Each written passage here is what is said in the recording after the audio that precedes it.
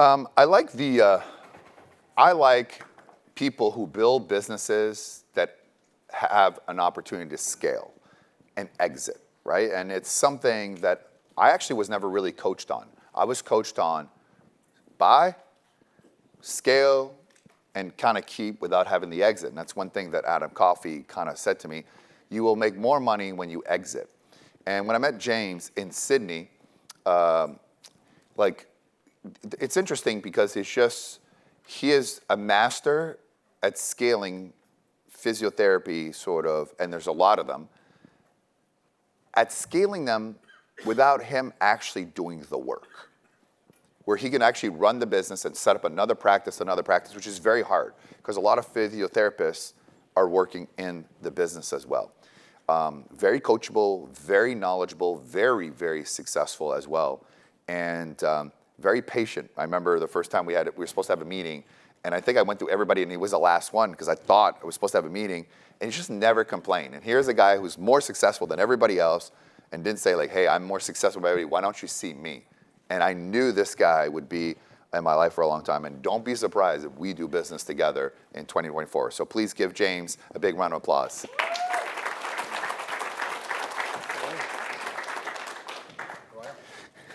You're my best friend when I got any kinds of aches and pains. So first of all, great name, sure. Switch Physiotherapy. Yes. Love the name, right? And usually I destroy everybody's name. I was surprised. Yeah, you were like, do you like the name? I'm like, I like it, because it's like, but it's like, how does that relate to physiotherapy of like the switch? Like because you would think of lighting, but it's a catchy name that I'm going to remember. So yeah, look, I guess the thought process about it was when we started the business, a lot of physiotherapy clinics at the time were like suburb physiotherapy. And I knew from the start that I wanted to grow a multi-clinic business. And I wanted to have a name that I could use across multiple businesses.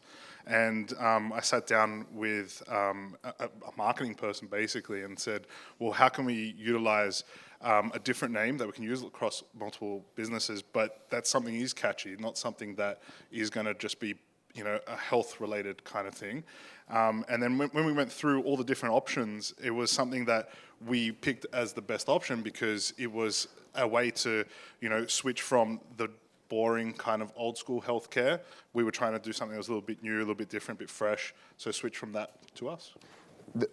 We're in America right now, and I had you come here because in America it's a little bit different, right? If you really wanted to, you could set up a lot of these offices because rent is far cheaper. You're in Sydney, Australia, and other parts of Australia, all across Australia, and the rent is insanely expensive, yeah. Right? Insanely expensive. So scaling multiple locations in Australia, you have to know your numbers very well. And then you're paying people in Australia make more money for physiotherapy than they do in the United States, right? So you have higher rents, higher staff. And does the government pay for part of the healthcare, or is it usually off plan? Yeah, look, no, it's usually out of government that we're looking for. We usually go for private-based clients, so they're paying out of their pocket. But we do have a health fund system in Australia, so the health fund may pay part of their fee to us. There is government incentives as well, for disabilities or, the elderly and things like that. But we try to steer a bit clear from that because, it's not our kind of network, if that makes sense. Right. Yeah. Well, because that's my point. It's hard. So I think my point is, how did you do it? Right? Because normally you would do one, you're working in the practice, and you kind of need to work in it because hiring people, the margins are not going to be there, right? Yeah. Now you're 4 and opening up series all over Australia. How? Yeah, look, it started with obviously getting to know the numbers. Like you said, we knew that at some point... But that's not a skill that normally you would have. The muscle, right? You know the body and how everything works. This is very business related. Yeah, I had to go learn that. I had to go find the best way to apply that to, physiotherapy business. Not a lot of physios, like you said, have that business knowledge. So it was something that I didn't have, coming straight into the business. I had to go find that. I had to go work out how I could best, not just learn it, but then apply it. And it comes with mistakes. It's not like, you just apply it and then it works. It was applied, made a few mistakes, and then got to the point where we got the certain formula that we knew was going to work, and then how can we replicate it?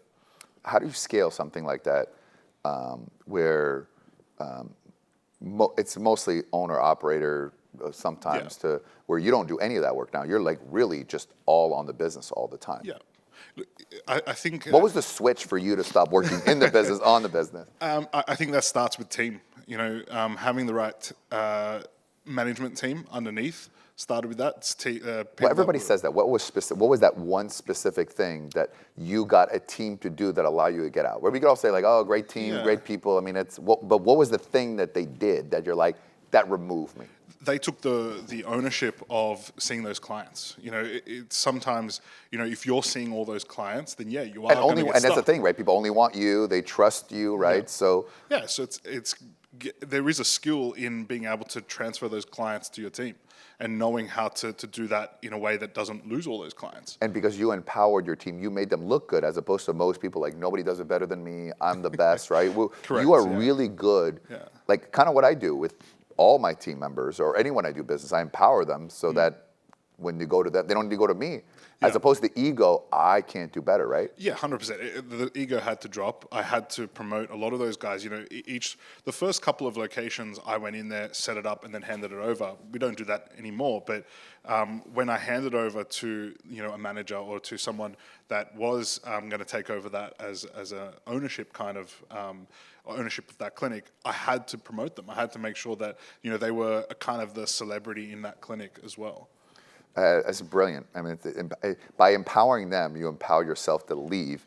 But if you say nobody can do what I do, then you're stuck in the business as well, which is it's just brilliant. What's the future of Switch? Yeah, well, like, as you mentioned, we are looking to expand. We do get people traveling to us from all over Sydney, but then that's our next step is how do we expand into new areas.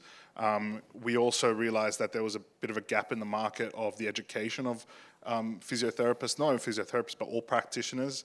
So we've started Switch Academy, which will hopefully get people trained up in the way that we do things. Kind of like the trade school problem. Again, training people, anyone to work.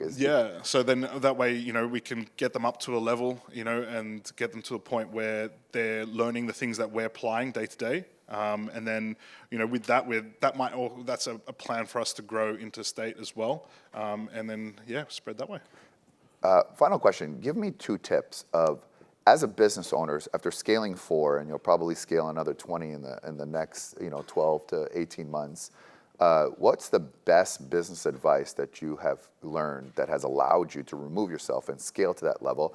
And then a tip for those in the physiotherapy world, like, who want to get into the industry, like why and what advice would you have for them? Well, I guess the tip to be able to pull out of the business and then kind of grow to scale, I think that would come back to, understanding that your team needs to be empowered. You need to create them to be like the celebrity of that clinic. And then once you're doing that, is be very clear on the management structure from that. I think some of the mistakes we made at the start was that we didn't have that structure in place to be able to look after the particular clinic. So then once you've got the structure in place, you've got the people in place, you can then really get to scale with knowing the numbers. We know exactly how many new clients we need through the door, what that looks like for each practitioner and things like that. And then the other one was physiotherapy. Yeah, physiotherapy, just that, as you're trying to get people to get into the industry, why? Well, I guess everyone that I ever interview for a job that says they want to be a physiotherapist, or any health practitioners, that they want to help people. And I think on some level that's important. You need to know that you want to help people because you are dealing with people's problems all the time. But at the same time, you also need to understand what it takes to help that person. Sometimes we think that it's just a quick fix. And unfortunately, that's not the case. And I think that's what any physiotherapist that comes into the industry needs to understand, what it takes to get someone to feel better, not just get out of pain. I mean, you've done a fantastic job. You even helped me with some of the stuff, which is why we became friends, so I can get free advice. And so it's always good to have a guy on Switch. And my next visit to Sydney, I'm definitely stop at one of your locations. So you've done a fantastic job. Very exciting. As long as you don't want me to treat you. Pardon me? As long as you don't want me to treat you. No. I'm going to trust the team. You know what I mean? Of course. You may be out of touch. You're like the guy who's no longer in the business, but it's really impressive. The first one I've really seen it to be able just to let it go. And I know how hard it is in Australia to scale at mass of how expensive. So you've done a great job. Thanks for coming all the way to America to share your story. Thank you. Thanks for having me.